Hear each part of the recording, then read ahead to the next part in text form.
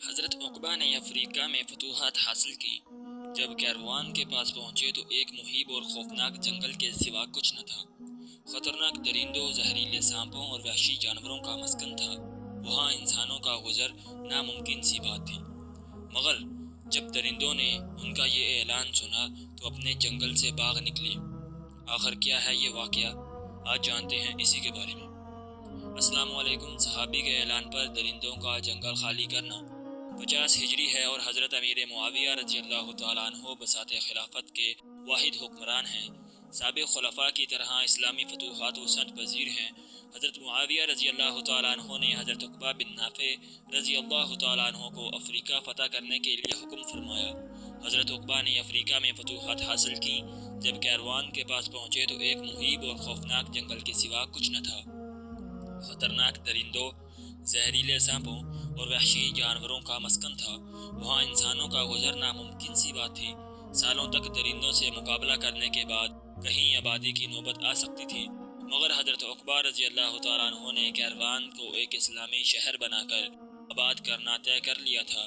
چنانچہ آپ رضی اللہ تعالیٰ عنہ نے کیروان کے خد و خال اور حدود کا خاکہ تیار کر لیا اور اللہ عز و جل کی بارگاہ میں دعا فرمائی اور اس سرزمین پر کھڑے ہو کر 3 مرتبہ بلند آواز سے اعلان کر دیا، یا اہل الوادی انا داخلون فیہا انشاء اللہ تعالی فاذعنوا۔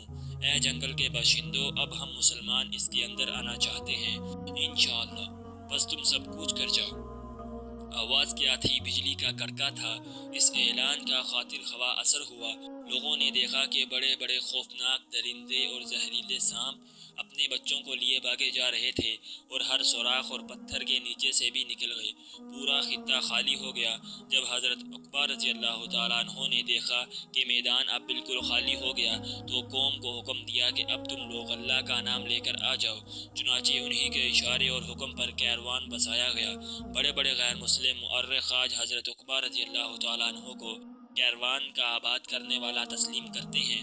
حضرت عقبہ رضی اللہ تعالیٰ عنہ رسول اللہ صلی اللہ علیہ وسلم کے زمانہ میں بچے تھے، صحبت حاصل نہیں ہوئی۔ آپ رضی اللہ تعالیٰ عنہ افریقہ میں ہی شہید ہو گئے۔ اس حیرت انگیز واقعہ کو دیکھ کر ایک ہجوم غفیر لوگوں کا مسلمان ہو گیا۔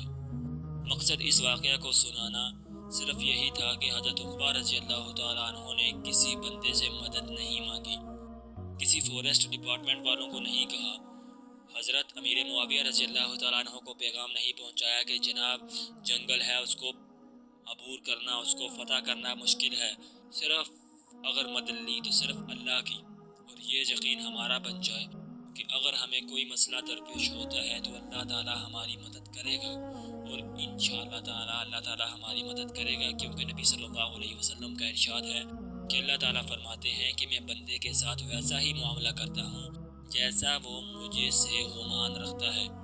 اگر ہم گمان رکھیں گے کہ اللہ میرے ساتھ اچھا نہیں کرتا، میری دعائیں قبول نہیں کرتا، تو نہیں ہوں گی، اور اگر ہم یہ گمان رکھیں گے کہ اللہ میرے لیے جو کرتا ہے وہ ٹھیک کرتا ہے اور میرے لیے وہی ٹھیک ہے، کیونکہ اللہ سے بڑھ کر کوئی بھی بڑا حاکم نہیں ہے، اور اللہ کی حکمت کو سمجھنا ہم معمولی انسانوں کے بس کی بات نہیں۔ تو آپ سے صرف یہی درخواست تھی کہ اللہ پر یقین اپنے کو قائم رکھو، اور اتنا زیادہ قائم رکھو کہ ہر مشکل کے وقت ہمیں صرف اللہ ہی یاد آئے۔ امید ہے کہ آپ کو اس ویڈیو کو بنانے کا مقصد سمجھ آ گیا ہوگا۔ آپ اللہ اور اس کی ذات پر اپنا ارادہ پختہ کریں گے۔ اور ایک بات کر لیجئے، اگر چینل پہ نئے ہو تو سبسکرائب، ویڈیو کو لائک اور کامنٹ کر دینا، اور ویڈیو کو دوسرے مسلمانوں کے ساتھ شیئر کر دینا تاکہ لوگ بھی اس سے نصیحت حاصل کر سکیں۔ ملتے ہیں اگلی ویڈیو میں، تب تک کے لیے اللہ حافظ۔